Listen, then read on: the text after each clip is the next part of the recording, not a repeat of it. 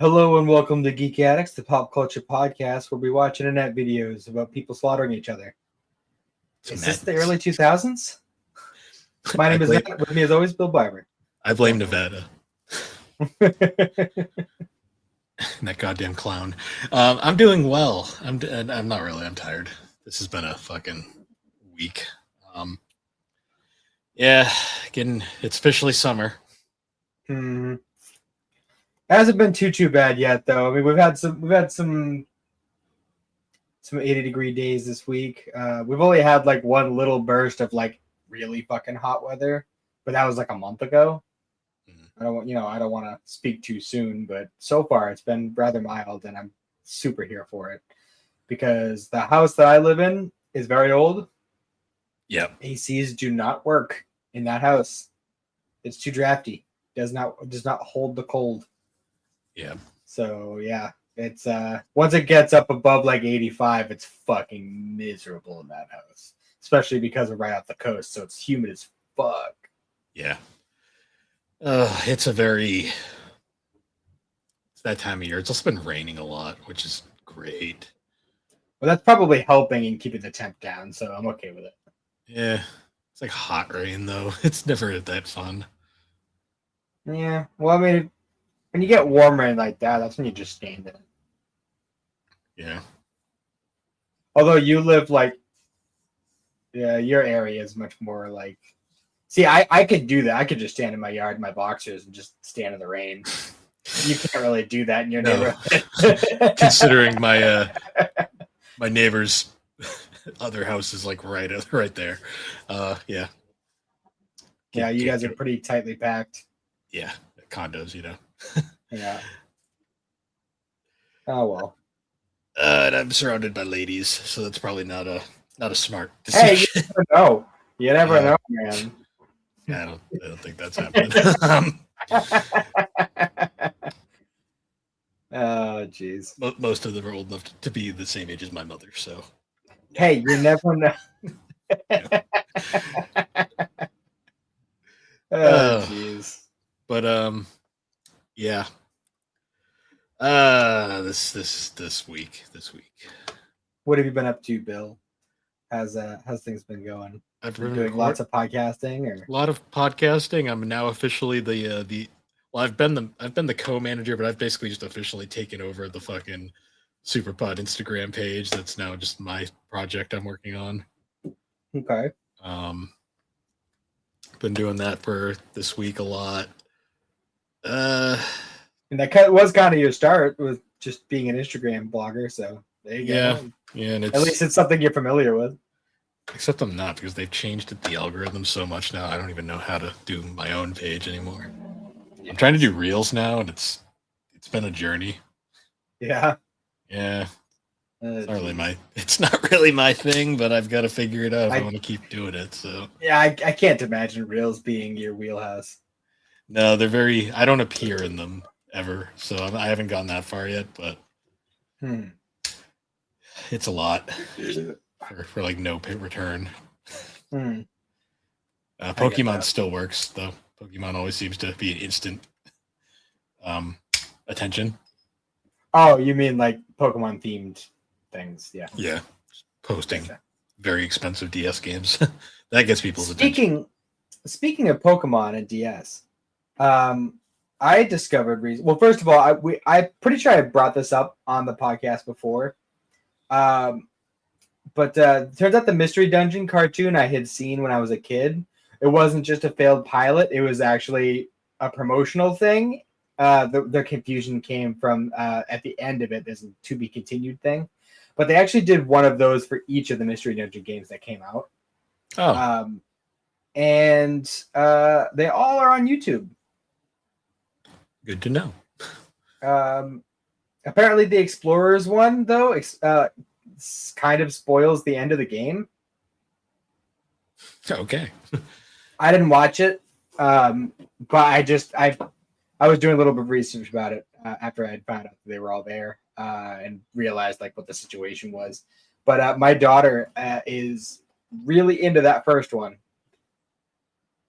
She really likes it. It's understandable.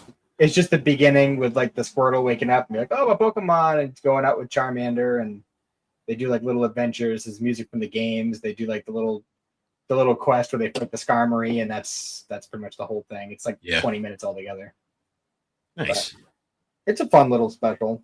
I'm glad that it exists, but honestly, like if they had just done the whole series, done like an actual series, and just did the story of the game, it would be a much more entertaining and like enjoyable show than just Pokemon. Well, the Pokemon anime is literally not very good when you actually break it down. Now, if they had based it off like Adventures, then that would be something. But Adventures is a little too dark for an anime. Yeah, but animes always tone down the darkness a little bit, you know, especially shonen shows. They always tone it down a bit. See, if we don't have Green's arm falling off at one point, I don't want to watch it. Well, see, that I'm sure that they could get away with because it turns out to not actually be the case. But it's shocking. They probably get away with it.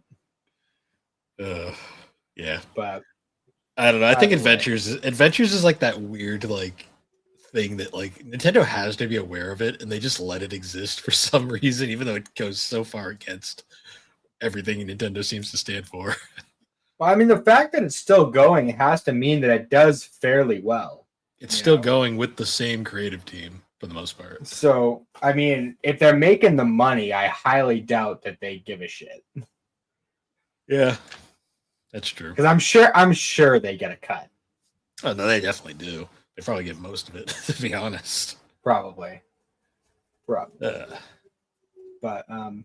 it was kind of cool, like going back and watching that after not seeing it since fucking 2006 or 7 when it came out. That makes sense. But Frankie's been like asking to watch it like 4 or 5 times in a row. Like I said, it's only 20 minutes, so it's just constantly fucking. He's like, all right, put it back on. That was such a different time as a child when you could just watch the same thing over and over again and you would never question it. Mm-hmm. Now you watch like something and you struggle to get through like one 20-minute episode. Yeah, right. Speaking of that, did you see the most recent vending machine? I haven't caught up with anything. I'm probably going to do all that tomorrow. Okay, so you still haven't seen the complete jumping the shark moment that I described to you? No, I have not. And I haven't seen the concluding 2 episodes of Dr. Stone either. So I almost don't want to watch them because I don't want it to end because I like the show so much. But yeah, it's what it is. Whatever. Yep. Yeah, that's true. Yeah, I did finish Young Justice though. Nice. And definitely see Young Justice is such a weird monster because like by the time it starts, it's like, well, we're already expecting you to know all this lore, even though we're kind of doing our own thing with the lore in this. So it's like you're expected to know lore that doesn't technically exist, but it kind of does because just the history of DC. You're expected to know very vague lore. And then like as you're going through, like for each season, they'll like be setting up all these different things for like the following season. And then the following season happens, and it's like, yeah, forget all that stuff. We're doing this now. It's 5 years later. All this stuff has happened. This person's dead. This person's a traitor. Blah, blah, blah. I've already talked about all this. But then they do it again in the 4th season, which came out, I think, 5 years ago. And they like set up all this stuff for like a later season and nothing. Well, because that show is like perpetually canceled. Yeah, well, it's been canceled like 3 times. It only has 4 seasons. So. It'll be revived and canceled again because that's just how that fucking the crumble cookies. I swear.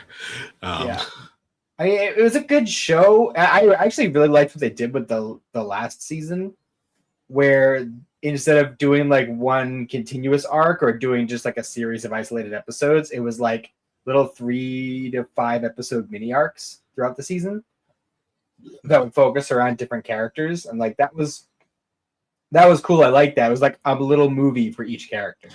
I just And find at it the end, really like, and then there was like a couple of strings that were going throughout the whole season. Like Beast Boy was fucked up in that whole last season. Like he was all fucking. His trauma finally became too much. yeah. See, I just find it incredible that the name of that show has always been fucking amusing to me because if you actually read the Young Justice comic from back in the 90s, that show is nothing like the comic. Like, not even close. They also never call themselves Young Justice. They're always just the team. Well, the Young Justice show is closer to Teen Titans than the Teen Titans cartoon was. Young Justice was a very different comic because I don't think any of the actual Young Justice characters even appear until like Tim shows up. Because the original Young Justice team was Tim, Superboy, Connor Kent, the Third Wonder Girl, and Bart Allen. So in the Young Justice comic, is Connor still a clone, or he wasn't when it started? that happened later. Okay, that was a retcon that they added later on. He was a clone, but he wasn't a Luthor clone yet. Okay, like the Luthor thing, I think it happened during the Teen Titans run from 2003. Gotcha. But no, it was fun. I enjoyed it. I kind of wish they would like commit to like if they're gonna do like a storyline and not just individual episodes like the old animated shows. I kind of wish that they would like stick to something and actually like bring things to fruition. Because there were so many points where it's just like we're setting this up to be a certain thing, and then the next season would come out and be like, "Psych." We're setting this up to be a thing, and then we got canceled for 5 years, and then we came back and forgot what the fuck we were doing. Well, not even that. Even just between season 1 and season 2, when like they were steadying, just going through as they were supposed to be. I'm pretty sure there was a gap between seasons 1 and 2 as well. Really? Jesus yeah. Christ. That show, the entire history of that show is fucked. Like it's been canceled. Show's been canceled more than Futurama. Well, swear to God. It also doesn't help too that DC went through fucking a massive change over the course of that show's run. Like, because that show started 2012, I think. Okay, so right at the start of New 52, and then they had already been Rebirth had happened by the time the third season came out, and now we just live in that fucking everything is canon time where it's canon if it's necessary, and if it's not necessary, just don't think about it. It was just weird though, like going through it, because there were so many points where it's like they just expected you to know all this lore. Welcome to comics. Oh, we're gonna take a well. It's one thing with comics. You pick up a comic and there's lore there. When it's just a self-contained cartoon for children, you you don't have to like really handhold them through the whole thing, but there should be a little bit of explanation on what the fuck is going on. Yes, there should be. You know what I'm saying? Like, but comic, like the first time they brought up a boom tube, I'm like, what the fuck is a boom tube or a mother box? I don't know what any of these things are. And I grew up with this shit. Yeah, comics, it's just weird. But anywho, I did enjoy my run through it, but at the same time, I am glad I'm done with it. I wasn't expecting it to be as fucking convoluted as it ended up being. Well, I just love comic theory.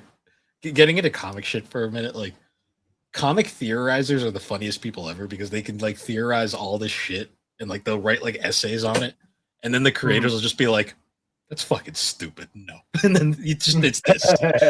like my favorite is like there's a fucking essays about how like Lois and Superman's relationship would work, and they're all like, they need to do all this stupid shit, blah blah blah, and then like a comic creator's like, no, they just had a kid naturally. Don't even fucking think about it. It's not that weird.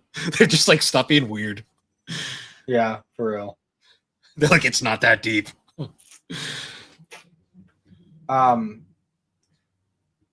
So yeah, speaking of DC Comics, actually, I am in fact going to see Supergirl tomorrow. Same. Me and Alex are going to see it tomorrow at some point too. Oh, I'm going to see it with my sister. Nice. So that's fun. I'm actually very excited for it. We're going to the 6:00 showing. And we're going to a 6:10. That's funny. So okay. So we'll be texting each other right after we get out. I thought the movie was gonna be longer because when I was looking up the showtimes and shit, I saw that it was under 2 hours. Like, holy shit!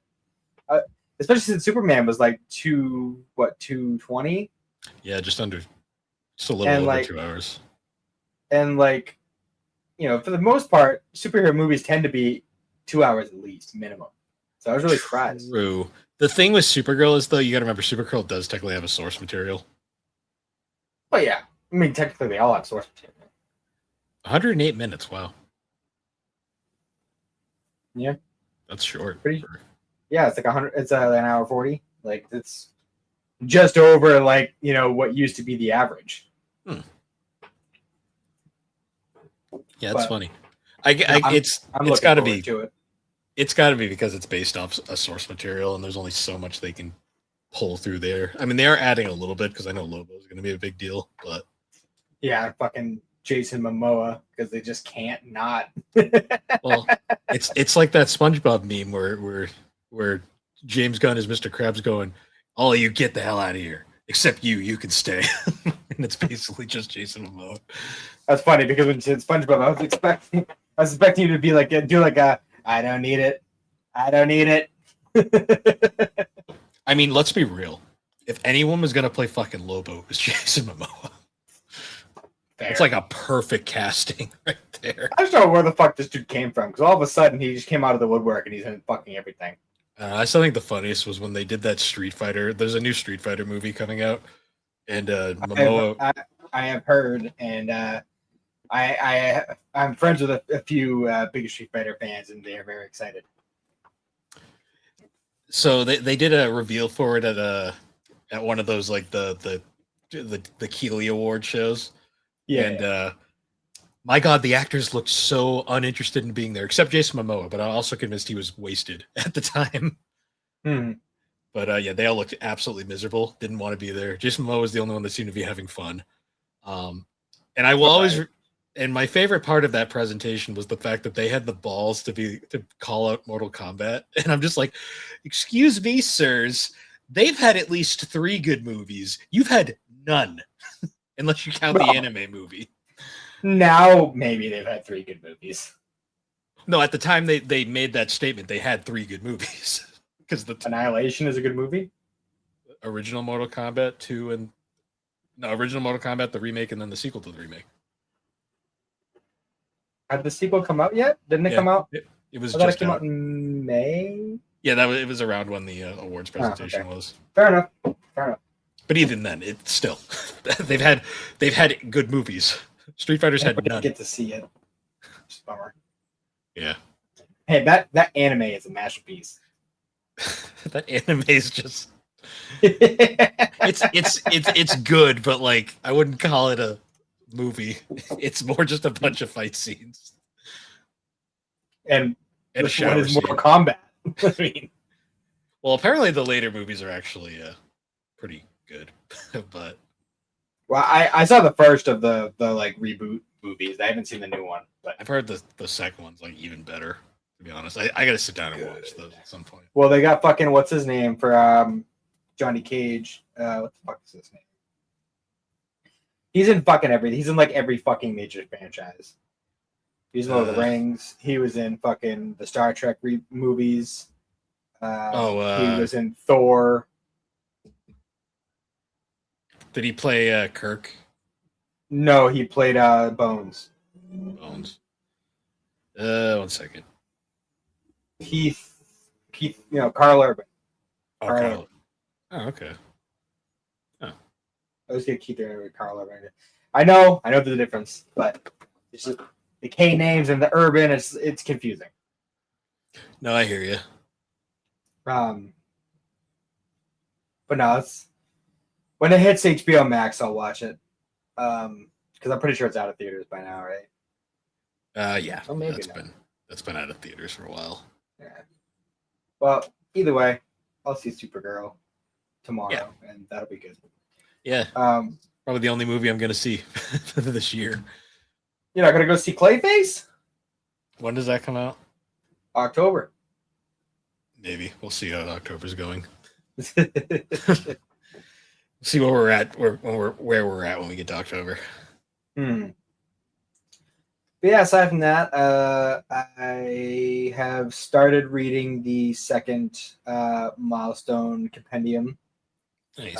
Continues to be very enjoyable. I just started the Worlds Collide crossover, which goes for like 14 issues across like multiple different um, series. Sounds about right. Starting with Superman. Hmm. So I mean, I've already just for the like first issue that I've read, I've seen that there's appearances from Superman, Superboy, and Wonder Woman. So that's fun. Nice. I've seen little bits and pieces of it from the static DC's Finest, but it didn't include every issue that like comprised the big cross. It only included the ones with static in them. The static ones, yeah. So that's cool. So it'll be nice to get the full story behind that. But it's a big section of the compendiums themselves are like 1,300 pages. Yeah, and like a good quarter of it is just the crossover. Nice. So, I've been reading a bit of the some Blue Beetle. That's been my reading lately. Very nice. Particularly, I read the Rebirth series, which is okay, and then I started reading the most recent Blue Beetle series that came out like 2023 ish. It's been okay. I gotta read the actual full stuff. It's weird because like Ted Kord is alive again, so now we got both of the Blue Beetles running around doing stuff. Okay. It's fun though. I like Jaime as a character. That's cool. He's definitely more interesting. He's basically like DC's Spider-Man, to be honest. I guess so. It's kind of hard to really nail down though, because I feel like there's a few, like personality-wise, there's a few characters that could fit that bill. The reason I say Blue Beetle is very Spider-Man-esque is Ted Kord, not the original Blue Beetle. The original Blue Beetle was Dan Garrett, but the one that most people know, Ted Kord, was actually created by Steve Ditko, Spider-Man's co-creator. Okay, interesting. And then Jaime's got the whole like he's a high school student kind of thing, like learning the powers. They're bug themed. Mm-hmm. He's got a similar Spider-Man kind of thing. He's quippy, stuff like that. It's like the most Marvel feeling character I think DC's come out with. Mm-hmm. Pretty good though. I'm liking it so far. Very nice. You done any gaming this week at all? I played Sonic Crossworlds yesterday with Thrack and Tony. That was pretty fun. It's a good kart racer for the most part. Nice. I have not really had a lot of time to do anything else, unfortunately. I've mostly been playing Final Fantasy 3 this week. I'm about the halfway point. Did you end up doing the 3D version or the original? The Pixel Remaster. Okay. Because Steam was doing a sale for all 6 plus the soundtracks for like $40. So I just said fuck it, got that. It's not bad. Yeah, three's okay.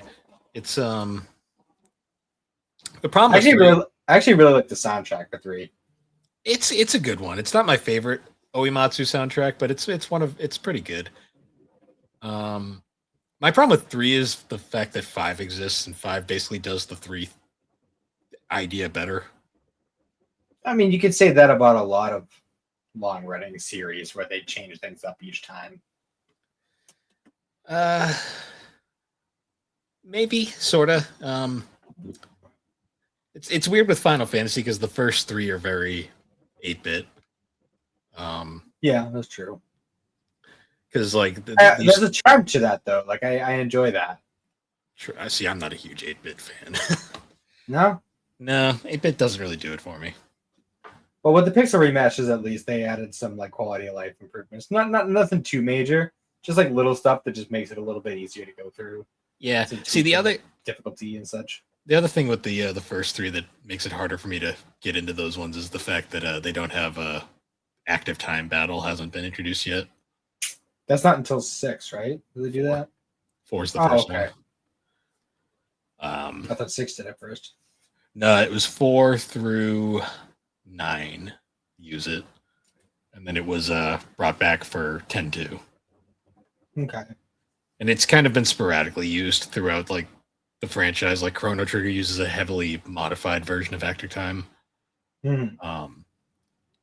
It's a battle system I really like. I like the fact that you can't just like sit there and like you can't just sit there. Like you actually have to constantly use your brain during battles. It's just a fun system. I gotcha. Well, I mean, I like that too, but I also just like just a traditional turn-based system where you can just put it down for a minute if you need to. You don't have to just sit there and stare at it. Like that's part of the draw for me for turn-based RPGs is the freedom to just put it down for a minute and go do something, or even if like if you have something on the TV and you know something comes on that you want to watch for a few minutes, you could look away from it without having to worry about it. Yeah. See, I'm just used to like playing games like the Tales series where they're not turn-based; they're basically action RPGs. When you get into battles, so there's no sitting and waiting. But yeah, I'm at about the halfway point, so we'll see. Maybe by the next time we record, I'll be done. Probably not though, because with the way next week is gonna be being the 4th and all, we may have to rethink the timing of when we choose to record next. But yeah, but I'm enjoying my time with it so far. I am happy to be back in Final Fantasy because it's been quite a while since I picked one up. Yeah. So it is nice to get back to it. Nice. All right. Do we want to get into our topic for this week? Yeah, let's do it. All right. So we're doing something a little different this week. We're doing another web series, a Newgrounds series in particular. Do you remember Newgrounds back in the day? Oh, who doesn't? Oh, Newgrounds. It was the only one of the rare like sites like that where if you actually didn't like something, you could like just downvote it into straight up oblivion. The old that old system. There's something charming about that where if like someone posts some absolute garbage, the community could just like band together and be like, no, you do better. And just you go away now. That's honestly probably why so much of the content on there was at least decent quality, even if it didn't always appeal to you. Mm-hmm. But yeah, the series we're going to be talking about today is, excuse me, Madness Combat in particular, as it is called. It is a action series, I guess that's the best way to describe it. Created by Matt Jolly, aka Crinkles, and the best way I was able to like sum up this web series is, to me, it felt like Happy Tree Friends for edgelords. Yeah. It's pretty. That's kind of like the impression I got from it. Although I do remember, as I was watching it, I realized that I had seen that first episode years ago. Probably. The first episode is legit the dumbest one because it's just. So this series is funny because it started out basically as just a dumb little flash animation, and then it became this like 12-part fucking epic with like one of those like subtle stories that's not like shown on screen, but you kind of have to like piece it together through background stuff. Because the first episode is literally just a guy in a field who just beats up a random dude with a boombox. Yeah. And then Jeebus shows up, and shit gets wacky. That happens a lot. Well, he's a main character of this adventure, as well as the demon clown. Tricky, yes, he's one of. So this series is broken up into a couple arcs. There's the Sheriff Saga, which was the first 3 episodes. The Tricky the Clown Saga, which was episode 4 through 7.5, and then the Auditor Saga, which was episode 8, and it's continued on into the currently unreleased episode 13. And then there was also the Demos Adventure, which is a spin-off series that is canon to the entire adventure. Yeah. So to me, as I mentioned earlier in the week, this just seemed like just a whole bunch of killing, and I was not following any sort of plot. So if there is a plot / canon to this, I'm going to need you to explain it to me. So explaining the plot of Madness is it's the most perfectly named series because it fucking is madness. Like there is legit no rhyme or reason for what's going on. It takes place in Nevada, and the series is just kind of nuts. The first episode is literally the then unnamed hero. The main character of the series is named Hank J. Wimbledon. And he literally just starts a fight in the first one for no reason. Kills the boombox guy and the random dancing man in the corner for no reason. Then by episode 2, we're suddenly on this mission to kill the sheriff for no reason. Okay. It's never really explained. He's just, the sheriff has to die, so he's going to go do it. You also notice really quick there is like extraterrestrial forces that every time Hank dies, he just gets brought back. Mm-hmm. And it's never, at first it's just kind of like, oh, he's back now. But then later you find out, no, there's like an outer force that's just bringing him back every time. Who we don't actually get revealed to until, God, I think like episode one of the point. I think it's like one of the point episodes. Actually, no, I think it's actually Dimos Adventures, where the guy first appears. Who is known as the Doc, who is basically his entire gimmick is he just brings people back from hell. Okay. But yeah, you kind of go through these. So we have a couple main characters here. We got obviously Hank. The main antagonists are Jeebus, who is a random dude who looks like Jesus, and he's got mystical powers. Of course. He's known as the Savior. There's also Tricky the Clown, who is basically an undead clown, and the whole gimmick with Tricky is he's so fucked up that hell doesn't want him. Like that's why anytime he appears on screen, like anytime they kill him, it immediately was like, you cannot kill Clown. The clown kills you. Because as we learn later in the series, when Tricky does go to hell, shit gets fucked. Like really bad. Because he's not allowed in hell because he is that fucked up. Fucking clowns. And then we also have the sheriff, who is just a dickhead for no reason. So the funny part about the sheriff is he was established as the main antagonist in the first 3 episodes, but Crinkles hated him so much that once he killed him off, he just said, fuck that. We're not going to worry about him anymore. He's just gone. And then he started the actual Tricky saga and the Auditor saga. The Auditor is the main antagonist. He's this shadowy figure that basically is playing, he's kind of playing the strings in the background. Mm-hmm. And in the early episodes, things are just kind of, it's very typical, just kind of like Hank goes from room to room and just murders everyone in sight. Yeah, lots of people. Like, what do you think of the animation, like the action segments? I mean, the animation itself was smooth, especially for the time. I don't know, like how spread out these all were. I mean, if you're still making them and they're only up to like 18 specific videos that he's done. So it's for the mainline series at least. It's actually a bit more complicated than that, believe it or not. So let's bring up he actually made a game too. There's a game on Steam that he worked on. But so the first episode aired. This is YouTube time, so this probably isn't even accurate because these were on Newgrouds originally. But was 14 years ago. So it looks like he posted up through episode 9 on YouTube at the same time because those are all 14 years ago. So the original probably goes back even farther. Oh, it definitely does because 14 years ago, god damn, I was 18. Yeah, actually, and I saw this when I was a child. So yeah, it's definitely further than that. Let me look this up real quick. Fuck, man. I was 18 and 14 years ago. Well, I remember watching these as a young child. 2002 was when the first Madness Combat released. Yeah, that's about right.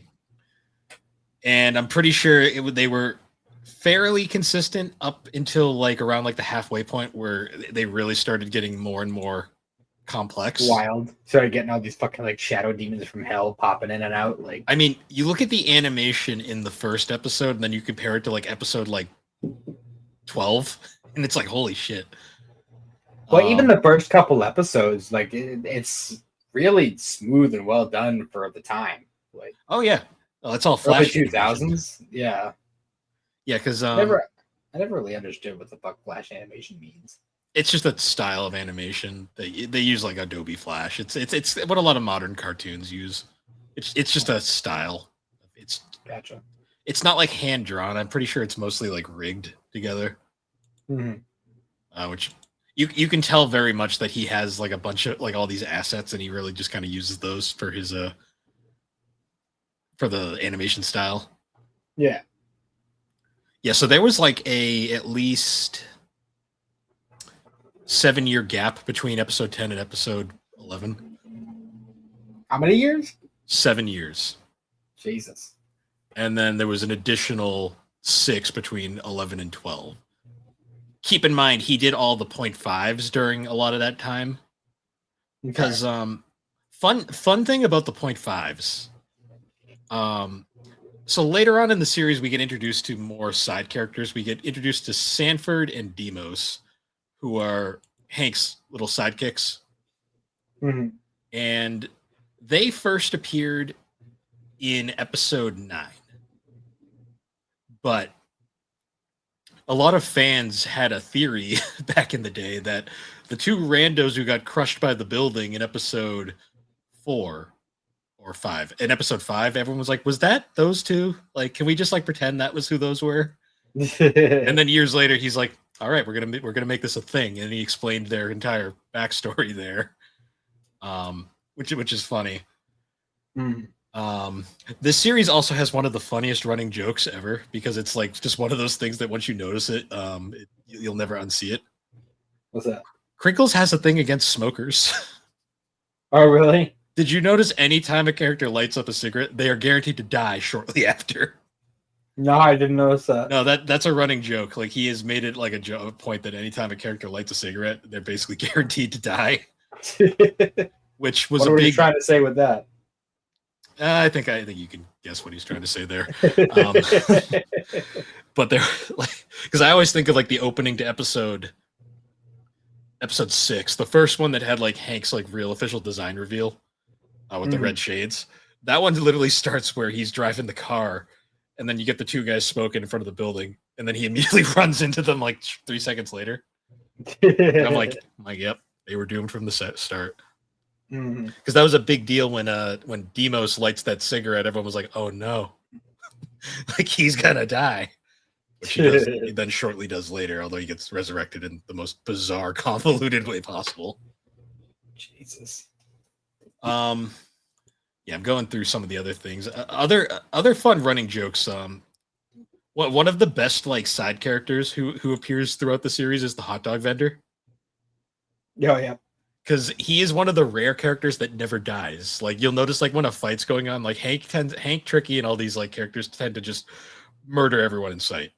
The hot dog vendor is always spared because he's a true innocent bystander, and they let him live. Like they do with the boombox, wasn't?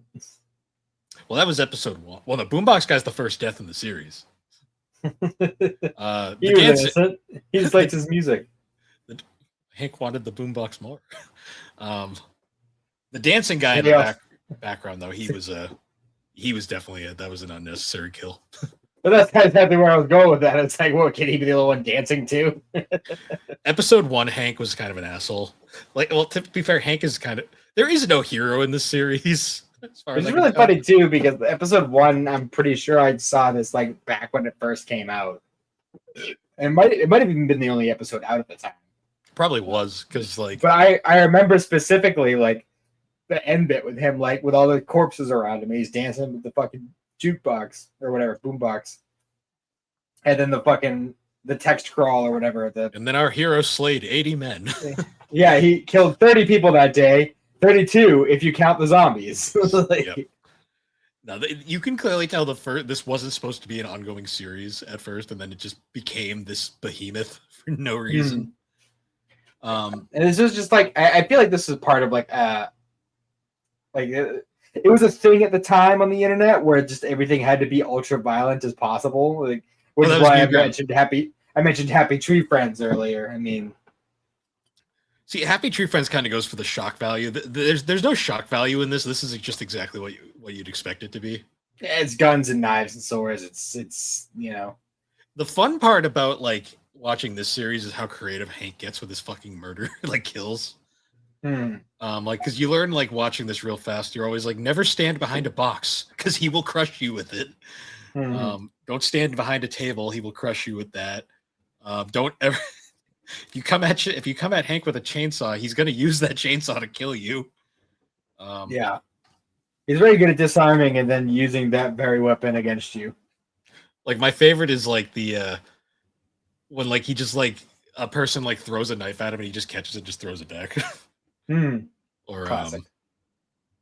Or like the one dude like who in the second episode who's like they're looking for the sheriff. He's like, where's the sheriff? And he like threatens him, and the guy just finally gives in. They just fucking bashes him with the fucking gun and just walks off. Yep. I love the subtle commentary though throughout these like little like meta jokes, because like one of my favorites is the start of episode 6 where Hank's on top of the building and there's that glass sunlight that he breaks through. But if you pause the video and read the little plaque next to the sunlight, it says, "Please do not break glass sunlight and come in and kill everyone inside, please."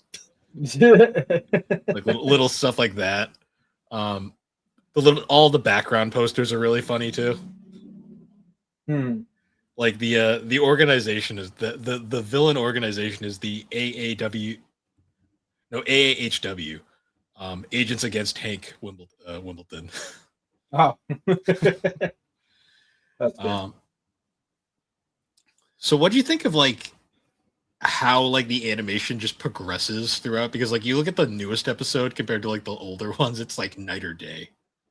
Oh, for real. I mean, that's just one of those things that, with the way that things progress over time, like, even if he hasn't been making them consistently, just the tools themselves have become so much more readily available and advanced that it's a lot easier nowadays to do these kinds of things than say back in 2002.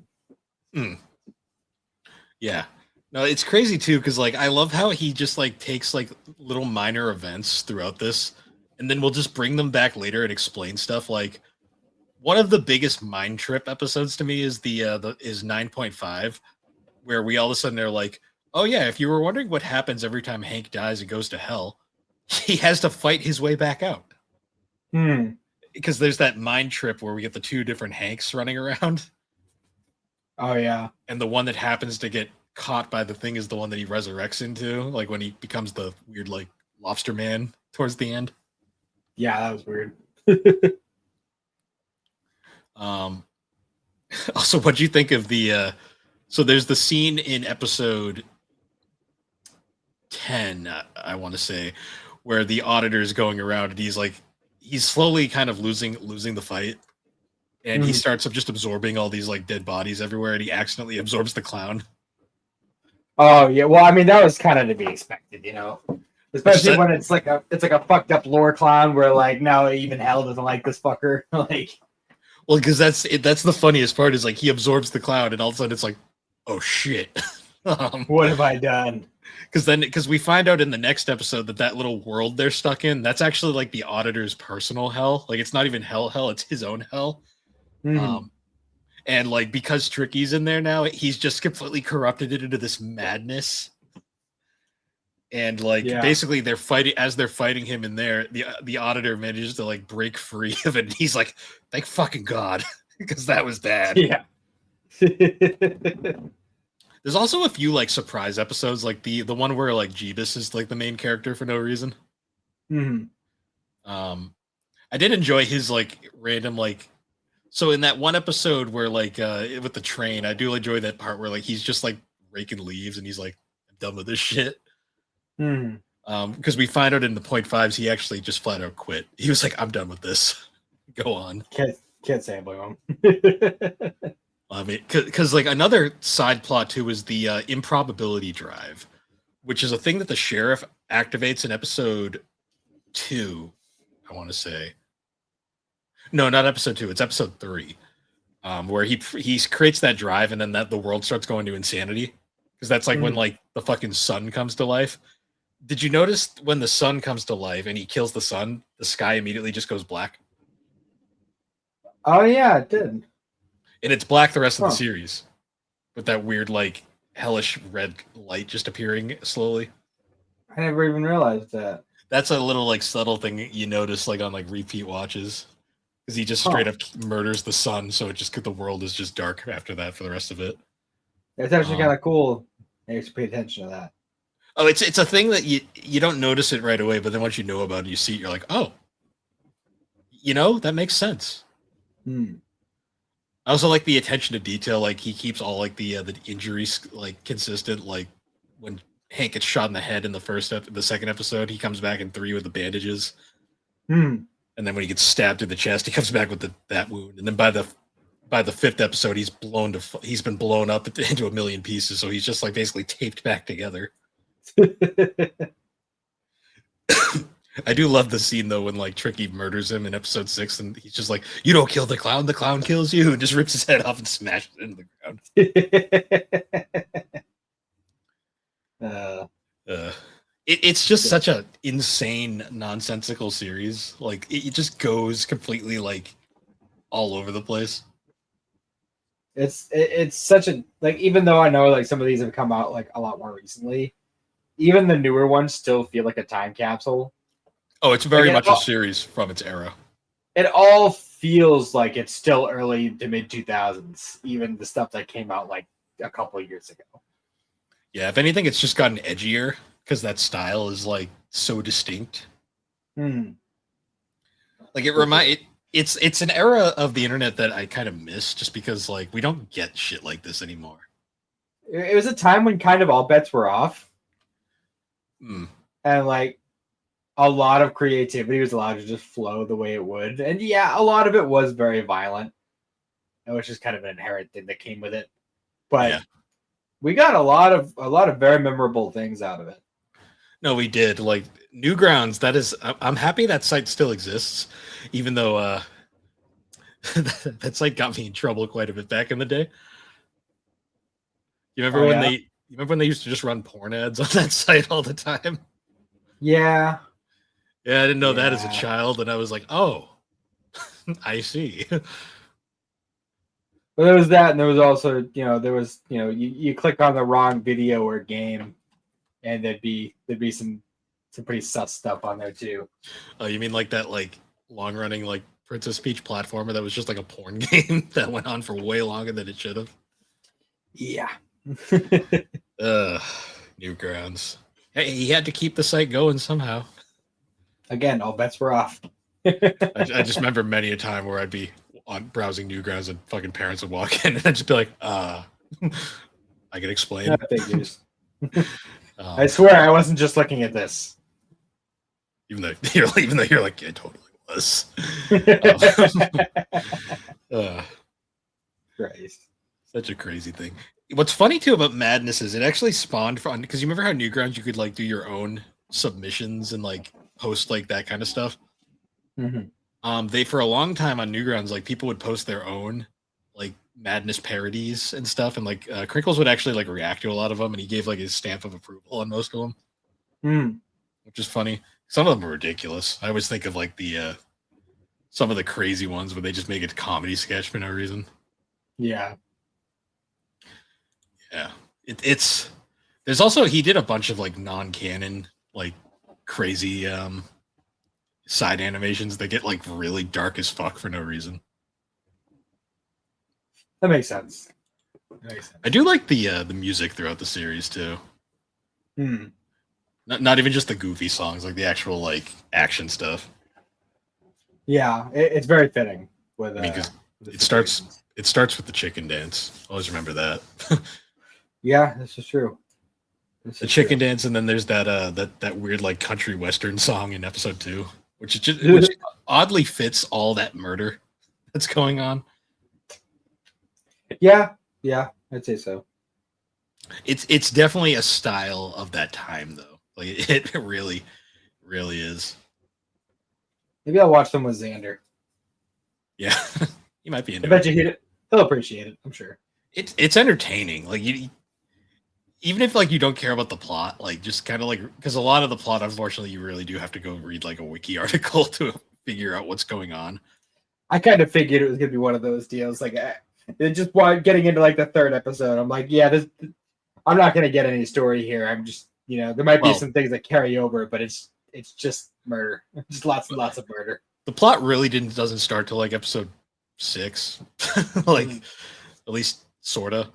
I mean, we don't even really get Hank's name until like episode 5, I think, maybe.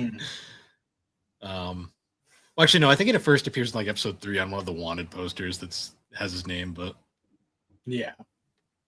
yeah, I'm curious what's gonna happen next because episode 12 was fucking insanity. Mhm. Because that was another Hank's dead episode, and it was mostly Sanford was the main character in that one, and he gets like almost ripped in half at one point. Um, Oh yeah. he's the only and he's the only character in the series that hasn't died yet. Main character, Huh. that is. Interesting. Well, clearly death is no consequence. So. Well, yeah, you can get resurrected by the doc. Mhm. Um, but apparently, if you read like the little background stuff, apparently he wants Sanford alive for some reason. So Mhm. he's making sure that he doesn't die, despite the utter hell he goes through in those last 2 episodes. Yeah. Uh, but yeah, that's Madness Combat. It is like literally the one of the quintessential early 2000s like Newgrounds animations. That's still going today, Yeah. which is crazy.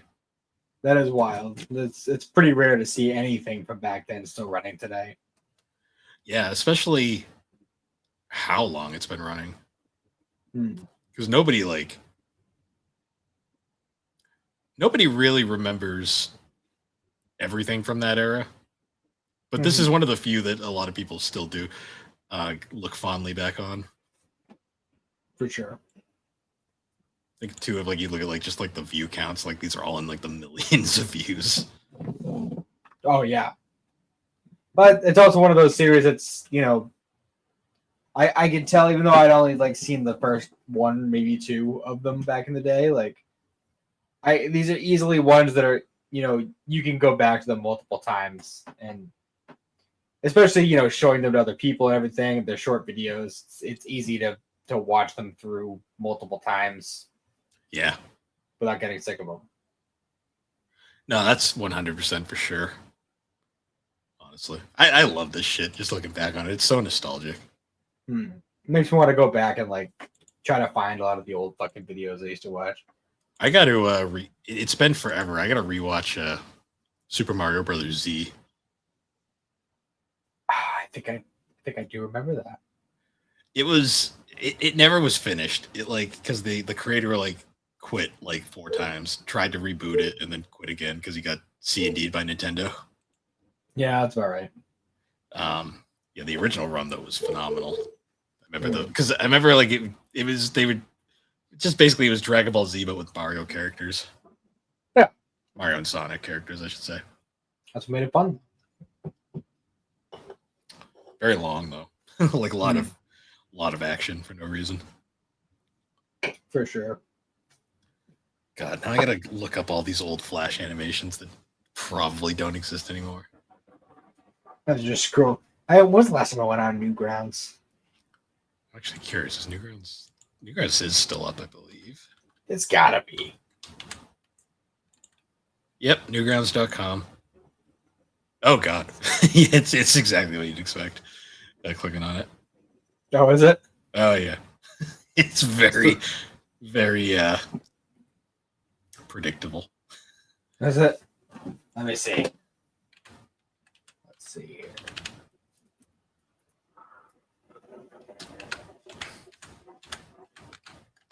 I'd share the screen, but I don't trust I don't trust that.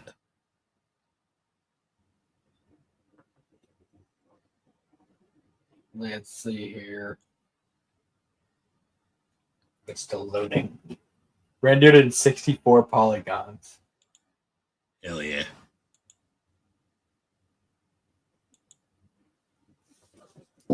Wow. Oh yeah. Yeah, Crinkle still posts here. That's funny.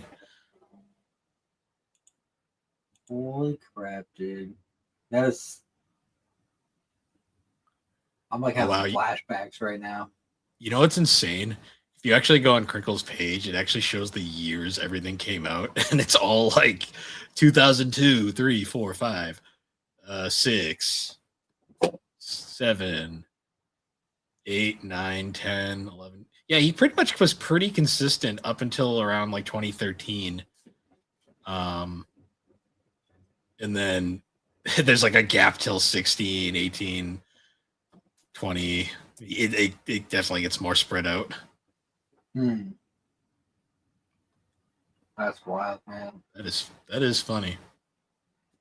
God, this site is insanity. For real. I don't even think I have a Newgrounds account anymore, to be honest. God, just like flipping through a little bit, like I'm seeing so many classic ones. I'm actually curious, is Super Mario Brothers Z still here?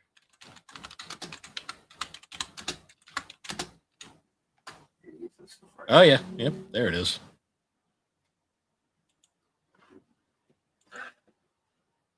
When was the last time they posted? 2021. Yep, that's about right. Yeah, the original series is still here. Oh yeah, because they only made 8 episodes, and then something happened. There was some sort of controversy happened. I remember that. Yeah, that sounds about right. God, I miss this goddamn the era. Old days of the internet. This era of the internet was so fun. I love the Newgrounds guy though, because he just didn't give a fuck. Like he would just do whatever. For real. Then YouTube showed up and ruined everything. Yeah, then sites like Newgrounds and Funny Junk and Funny Junk. Like that. Even though Funny Junk just stole most of their shit from Newgrounds, it was still funny. It's still all from Newgrounds or college humor, but it was still great. Oh man, that was fucking an era. Actually, I remember funnyjunk.com. I think was the first time. Have you ever heard of the Ballad of Bilbo Baggins? I vaguely remember that, but I'd have to look it up because I don't remember. It was this doofy ass fucking like music video. It was a song about Bilbo Baggins from The Hobbit, sung by Leonard Nimoy. And that was the first thing I ever saw Leonard Nimoy in as a child. That's amazing. Many years before my first episode of Star Trek. That's funny. See, I remember it was Newgrounds, Funny Junk, and then the other site I always remember forever was YTM&D. Do you remember YTM&D? Maybe. That was like the site where like it was like, "You're the man now, dog." There was a whole bunch of different like little skits and stuff. I always remember that one because that's where we got like the card song. That's still the tagline on it. It's not nearly as popular as it used to be. They used to be like massively popular back in the day. Now it's just YouTube. It's not YouTube or Instagram. It doesn't matter. The front page is the front page is the Epstein files. That's great. Gonna move away from that.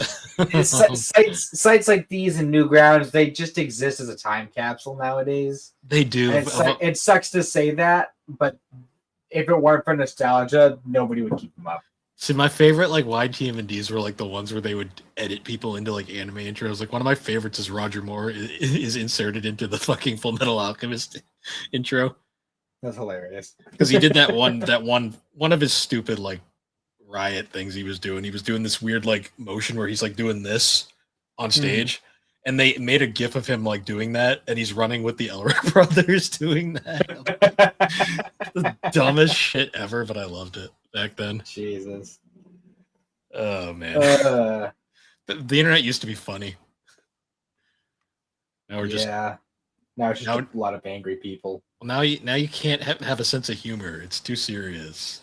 Like, because Yeah. people don't understand comedy. That's why on Reddit you have to like specify when you're using sarcasm. This is a joke. Don't kill me.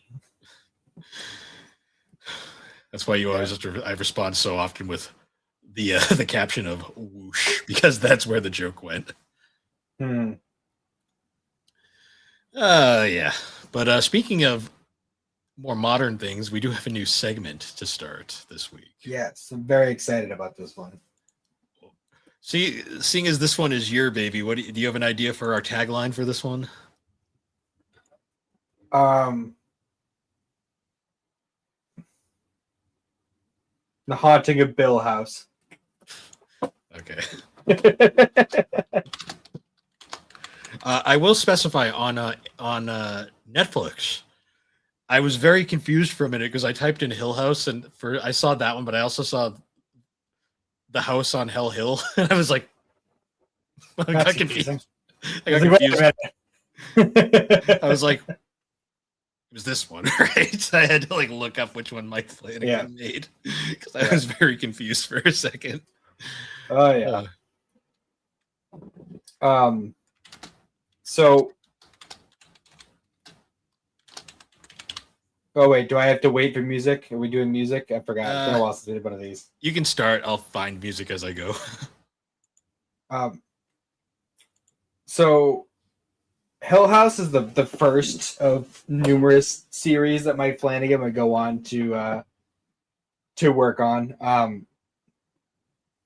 And I believe this was the first one where he was basically spearheading just about every aspect of it. He wrote, I mean, obviously, like, he had help, he had people on with him, but he wrote every episode, he directed every episode, he edited every episode. Like, he worked himself ragged to make this show work.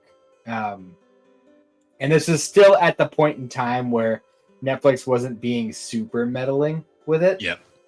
Which was nice, because there was a series that he did later on where they got a little more involved, and it shows. Even though I still think it's good, it's definitely suffered because of, Netflix meddling with it.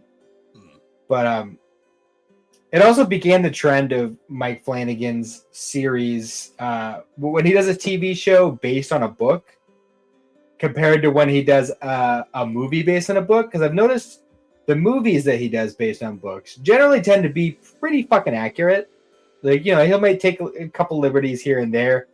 Thinking mostly about Dr. Sleep when I say that. But for the most part, he'll be pretty dead on with the book. The series he tends to get more creative with. Because I don't know if you've ever read The Haunting of Hill House or seen either of the previous adaptations. No. Very different story. Gotcha. There is a house where there may or may not be a haunting in the book. And some of the named characters are named characters in the book, but they're not even like playing the same people in this. But I just want to start with the opening lines for the series because it is the opening lines of the book with a couple tweaks, and it's still one of the best openings to anything ever. Mm-hmm. So no live organism can continue to exist sanely under conditions of absolute reality. Even larks and katydids are supposed by some to dream. Hill House, not sane, stood by itself against its hills, holding darkness within. It had stood for 100 years before my family moved in, and might stand 100 more. Within, walls stood upright, bricks met neatly, floors were firm, silence lay steadily against the wood and stone of Hill House, and whatever walked there, walked alone. Like, it does go pretty hard. Yeah, that is a fucking hard open. Whether it's the book or the show. And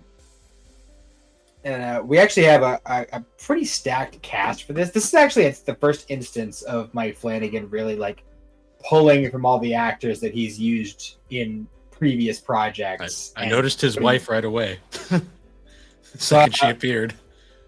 I think this might have been.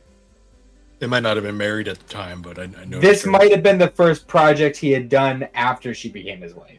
Okay. But he had worked. Actually, they met on a movie that he had made years before. Well, not super. It was like 2 or 3 years before. But yeah, let me run the cast list here. I will say I wasn't expecting her to appear and then immediately be followed up by a hardcore lesbian scene, but sure. Yeah. I mean, it was a choice. It happened. I was like, oh, okay. So the parents, right? Did you recognize either of them? Vaguely, but I didn't take the time to actually research who. Okay, so the mom, the actress, was Carla Gugino. Okay. You would probably most know her as the mom in Spy Kids. Okay, yeah, yeah. But she has appeared in numerous other things. In fact, I discovered when I was doing a little bit of research before this, because neither of us have seen this movie, she apparently plays the Silk Spectre in the Watchmen movie. Oh, is that her? I guess so. She also is in Night at the Museum and which Silk the Spectre? Movie I think the first one. It's the older one. Yeah, okay. I was gonna say, I'm like, that doesn't look like the actress I remember. No, that makes she would be the older Silk Spectre. So that makes sense. And the dad, the actor who plays the young Hugh Crane, is Henry Thomas. You might not recognize him because most people probably know him for a role he played as a child. He's the kid from E.T. He's the kid from E.T. All grown up. All grown up, yep. Which we have actually seen him before in stuff that we've covered here. Because he was in Dr. Sleep, wasn't he? He played the ghost of Jack Torrance. Oh. Mm-hmm. Okay. In that one scene. He fucking killed that too. A few other actors. Michael Huseman, who plays Stephen Crane, our central character for this episode. Yep. Elizabeth Razor as Shirley. Oliver Jackson Cohen as Luke, who's a fucking incredible actor. Kate Siegel, who we mentioned before, who plays Theo Crane, and Victoria Pedretti, who plays Nell. Fun fact, this is her first on-screen credit. She does look very young in this show.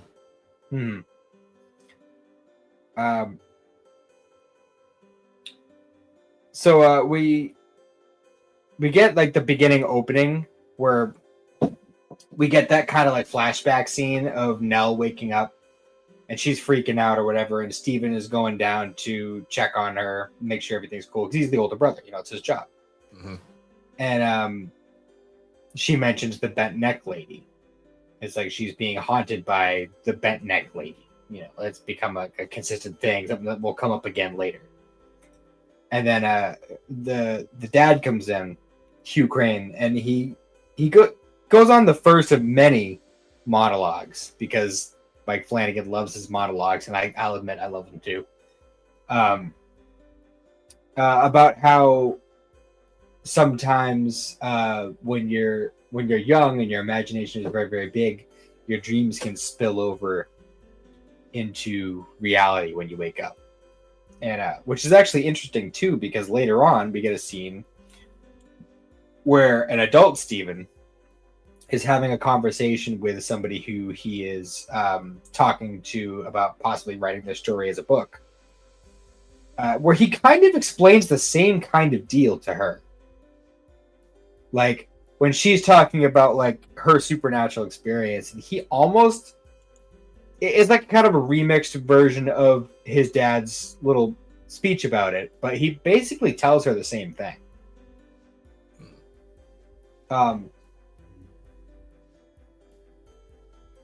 So like well, before we really dive into a lot of it, like, what were your first thoughts? Like, what were your first impressions going through this first episode? It looked like a Mike Flanagan production, that's for sure.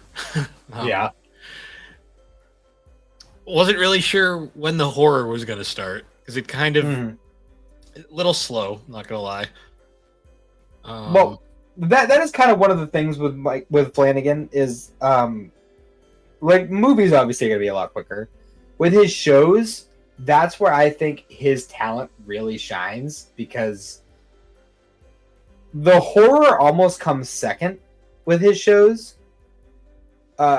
It's really more about like exploring characters and ideas than it is about the actual scares.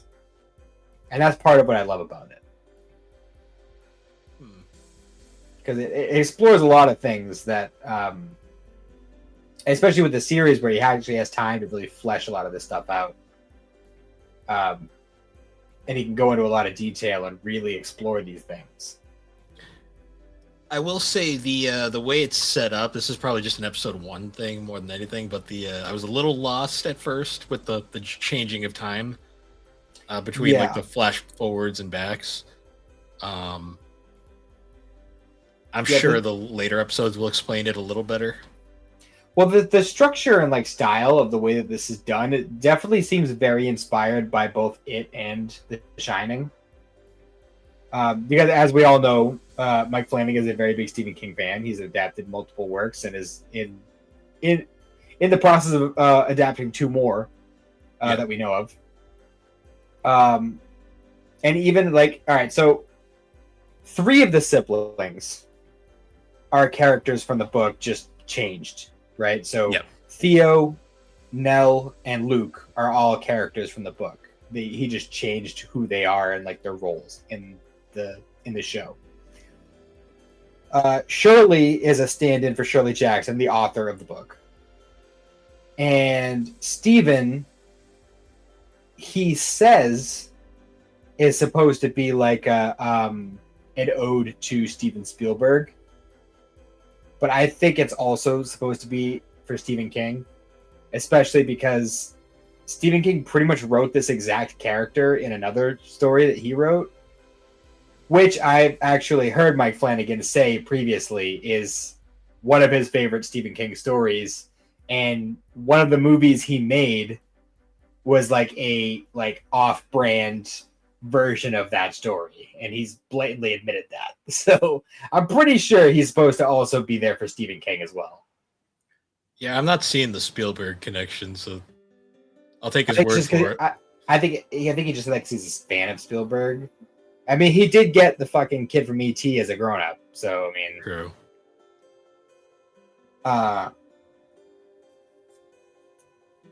So, I also love that scene where like the dad's walking back after like putting the kids back to bed, and then he hears Shirley like sleep talking, and he's like, "Shirley, you're dreaming," and she's like, "The pandas aren't dreaming." He's like, "Oh, really?" He's like, "The pandas don't like macaroni." Noted. He goes back to bed. Yeah. I'm sure there's going to be a lot more explained about what happens in that house because, it seemed to be pretty traumatic. Well, see, the structure of this show, and this is part of the reason why I like this show in particular for the way we do the segments, is the first 5 episodes are going to be like each episode is going to focus on a different sibling. Okay.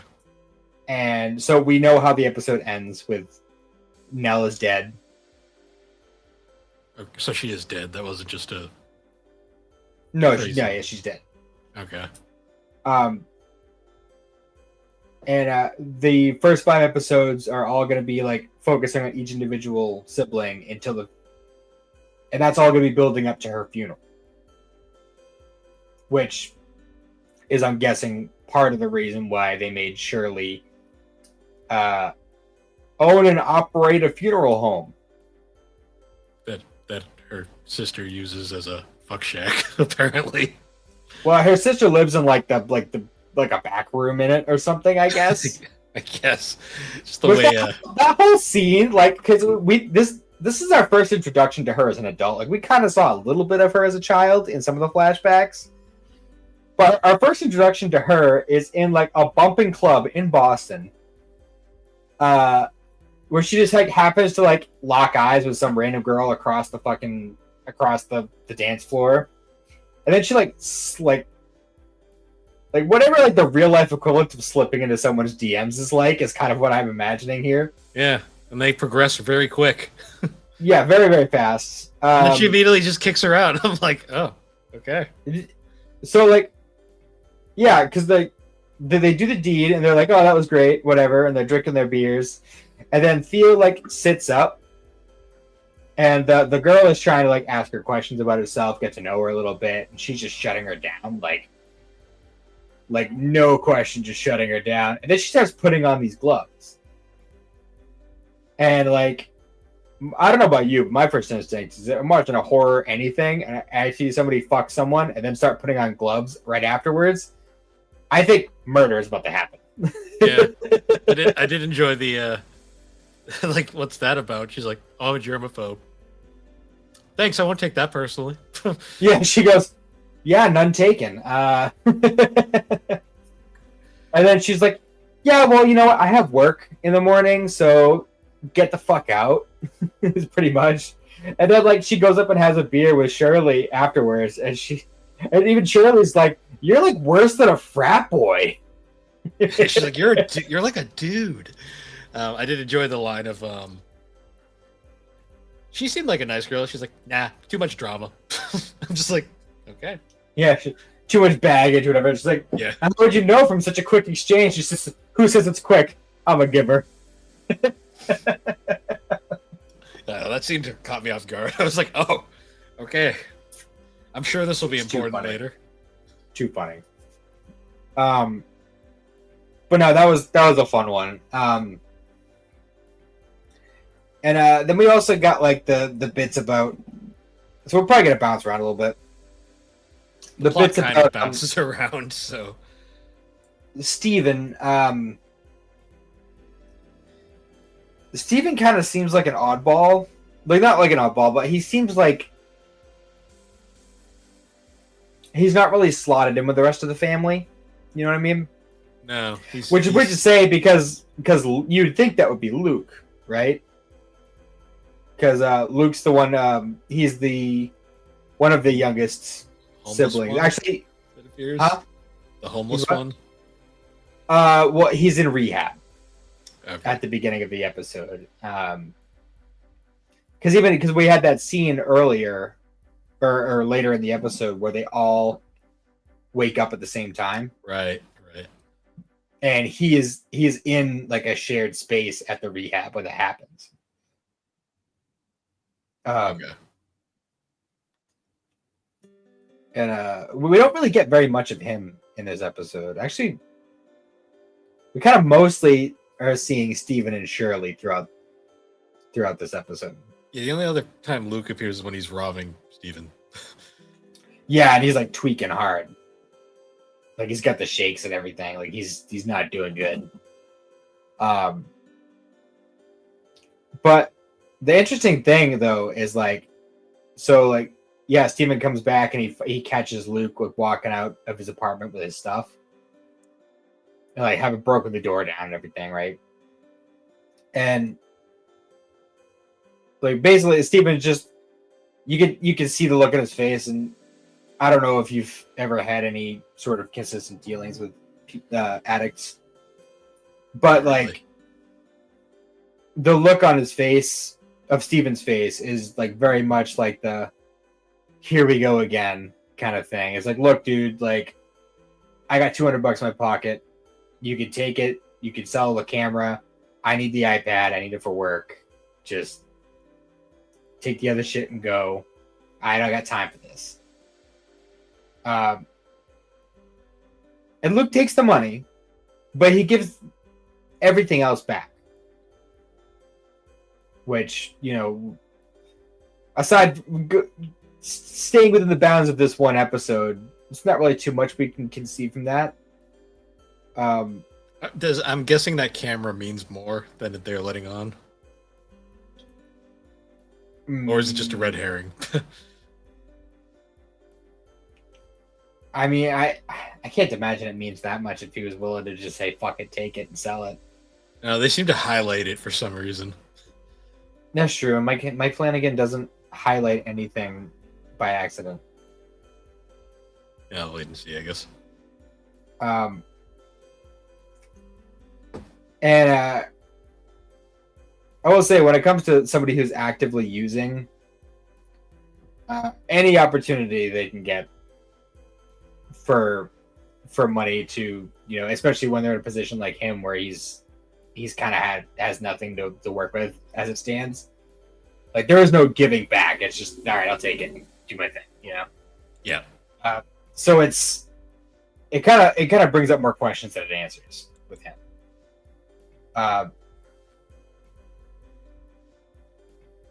And what else? So we did get a little bit with we haven't really talked much about Nell yet, because she spends this whole first episode calling her two oldest siblings. Obviously, like, she can't call Luke because he's in rehab at the beginning, at least.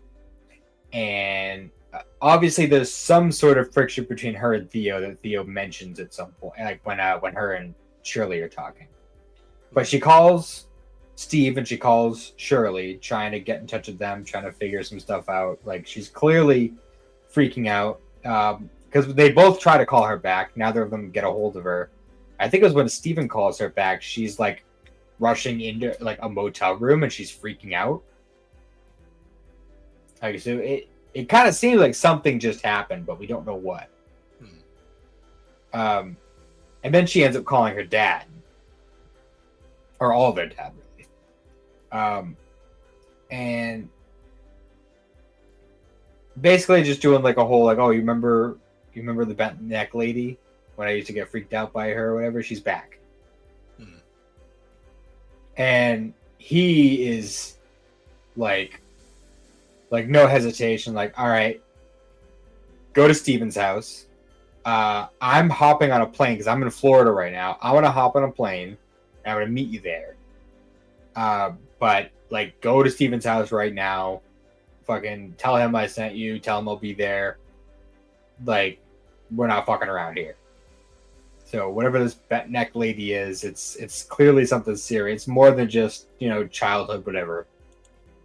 Because we also do get a bunch of scenes of like him right after whatever happened at Hill House happened, where he's talking to a lawyer and the lawyer is doing like the whole like, your kids need to take the stand because you could possibly go to jail because we don't know what happened and your wife is dead. And, the tabloids are saying this and that. And you said something to the cops about ghosts, and it just kind of leaves a whole lot up in the air.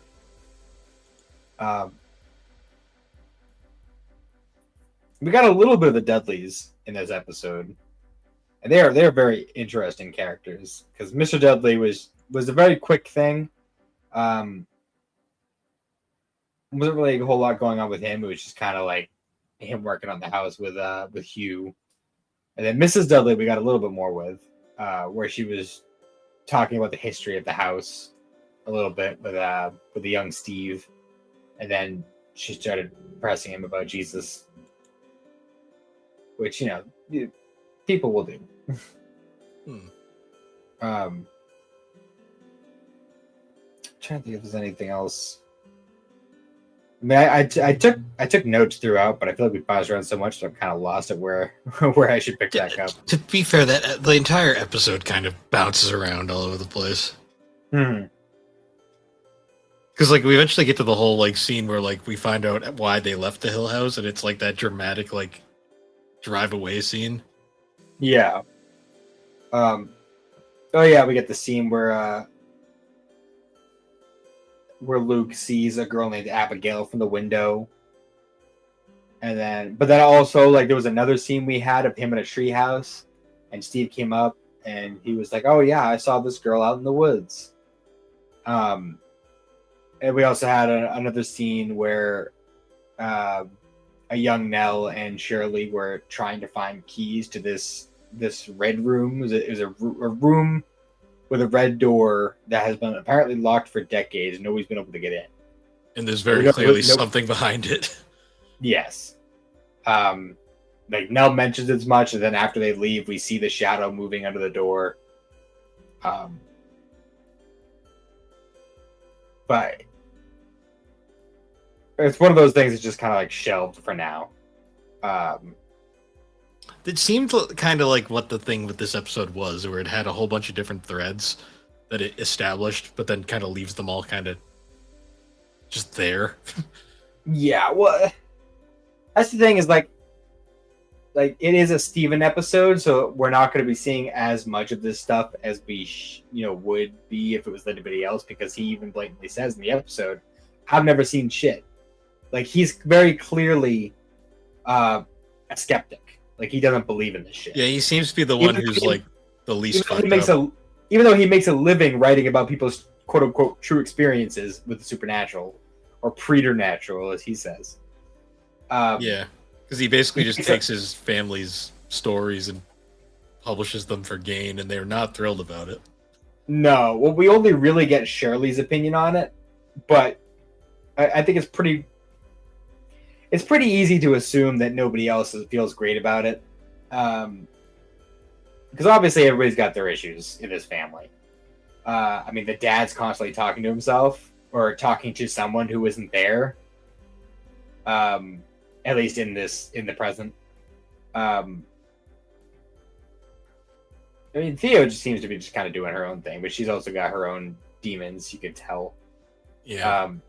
Shirley is very much like burnt out. She's just very burnt out and like pissy about the anything, and like even when she's like getting ready to call Nell back, and her husband comes in and like showing her like this new picture of like the business and the family in front of it. Like he's all like, "Oh, look at this! This came in," and she's like, "Yeah, whatever, very nice." Like, and she just moves it along. Like, she just seems like she has a very like low tolerance. You know what I mean? I also kind of got the. They didn't really specify it, but I'm assuming Steven is separated from his wife. Yes. Yeah, because we see like the scene earlier when he's like when Shirley first confronts him about the book, when they're clearly living in like a shitty apartment and they're not doing well. And his, I think at the time, fiance was there with him, and then once he gets the word that that Nell was told to go to his house, that was when it kind of gets soft revealed that he's separated from his wife. Yeah, because he's talking to the lady on the phone, and they highlight the ring, but like they also make it very clear there's problems there. Yeah, like when especially like when he's talking to her on the phone, and he's like, "Yeah, so there's a chance my sister might show up at the house," and she's like, "My house?" He goes, "The house, yes." Like very clearly, like doesn't want to admit that separation. Like he very clearly wants this relationship to work and continue, but obviously there's some sort of problem that just overshadows everything else. I get the feel from the way that phone call went, it seems like he's the problem. I can neither confirm nor deny. Okay. We'll find out later. This show is built on mystery, and I'm not revealing shit to you. I've read enough Reddit to know that I'm like, seems like he's the one that's avoiding the problems here. Yeah.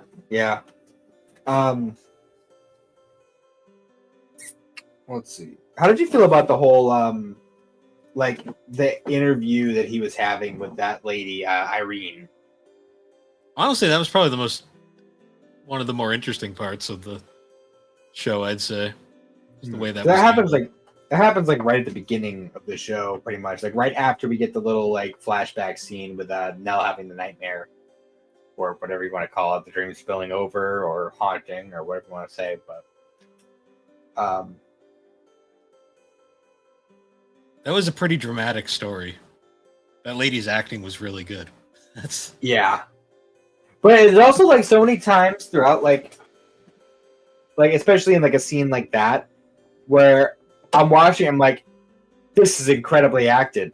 but that's not how people talk at all. That's what I mean. When it comes to this, you just kind of have to be like, suspicion of disbelief. Yeah. I do love the reveal after he stays the night, though, where he's like, your ceiling's got a leak. You didn't notice the water damage because of the paneling. She's like, but I saw him. She's like, the mind does really weird things, but I saw him. Again, it was the whole the dream spilling over into reality. He's kind of repackaging that same, and that is kind of something that you'll see a few times throughout the series, where somebody will just repackage something wholesale that somebody else told them. Yeah, there's another character in particular who's particularly guilty of that. Gotcha. But anyways, we should probably get back to the scene like right after Luke walks off with the money, and Steve goes back up to his apartment. He turns on the light, and Nell's just standing there in the dark, and he freaks out. He's like, "Oh shit! Like, thanks. I needed a good scare."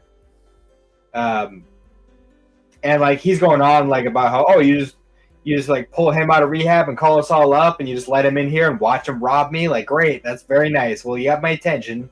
What the fuck's the problem? And before she has a chance to say anything, he gets a call from their dad. Be it like, yeah, so this and that. Nell's dead. Then he turns and looks at like he's like, and like you can see the look at his face being like, I'm looking right at her. What the fuck are you talking about? I'm not gonna lie, the quote unquote scare here, I found it more amusing than scary.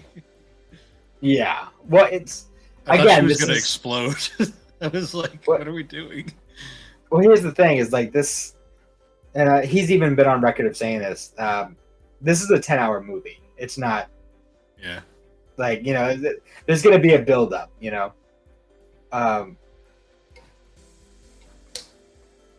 And I'm not gonna lie, this is probably my least favorite episode of the series, just because it's mostly set up. Yeah. I'm not crazy about Steven as a character.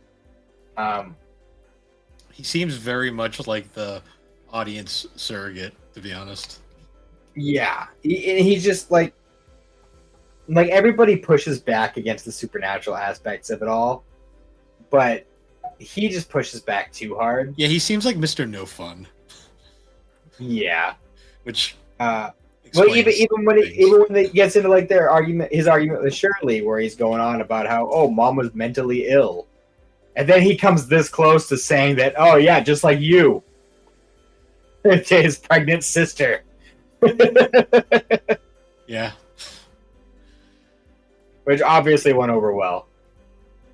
Yeah, yeah, he does seem he's got wet blanket syndrome.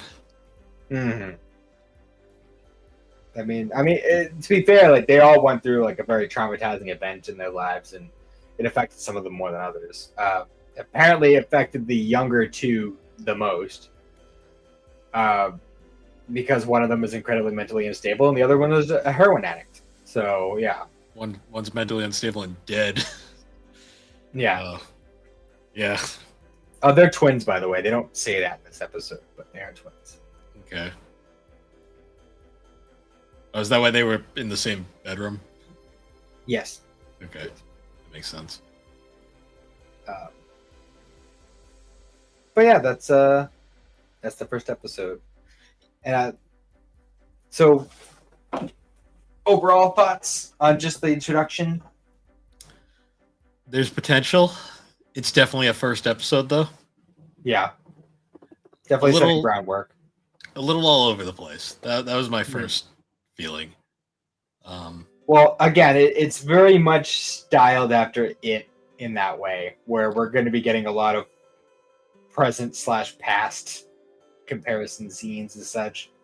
Like, there's another thing too, is I loved how we had that scene in a treehouse with Luke and Steve, where they're having that whole talk about us two guys, just us hanging out, the cool kids doing the cool kid things, everything else. And literally the very next, as soon as that scene cuts out, it jumps to Luke robbing him in the present. Yeah. And like the way that they do those kinds of comparison scenes just fucking just hits. Yeah. I'm sure the following episodes will definitely build upon the things, because that's kind of the where I was at, where I'm like, where are we going? It's like the train started, but we haven't reached the destination yet. Yeah, I know. The train just pulled out of the station. We're still building up speed. We just finished boarding. We haven't even taken off yet. Yeah, the ticket was punched. So yeah, we started with the oldest, and as I said, we're gonna be going through each of the siblings. It's gonna go in descending order. So next episode will be about Shirley. Okay. So I'm assuming Nell's episode is the funeral. The funeral is actually after her episode. Okay, so she gets a flashback episode. Yeah, we're gonna get well, pretty much a lot of the pieces are gonna get tied up in her episode. I'll say that. Okay, that makes sense. Not all of them, but a lot of them. All right. Well, I think on that note, we can prepare for next week. All right. Yeah, so that should be interesting. Getting my brain's not working. I am very tired today. Yeah, I guess now the perfect time though to end this off. Once again, guys, thank you for joining us on Geek Addicts. You can find Geek Addicts on all the major podcasting platforms, particularly Apple, Spotify, all that stuff. You can check us out over on the Superpod Network. That's superpodnetwork.com. Awesome site where you can find a whole bunch of different videos, blogs, podcasts. Check out all the awesome creators over there. And yeah, I guess until next time, guys, once again, thank you for joining us, and we will see you all later. Have a good one.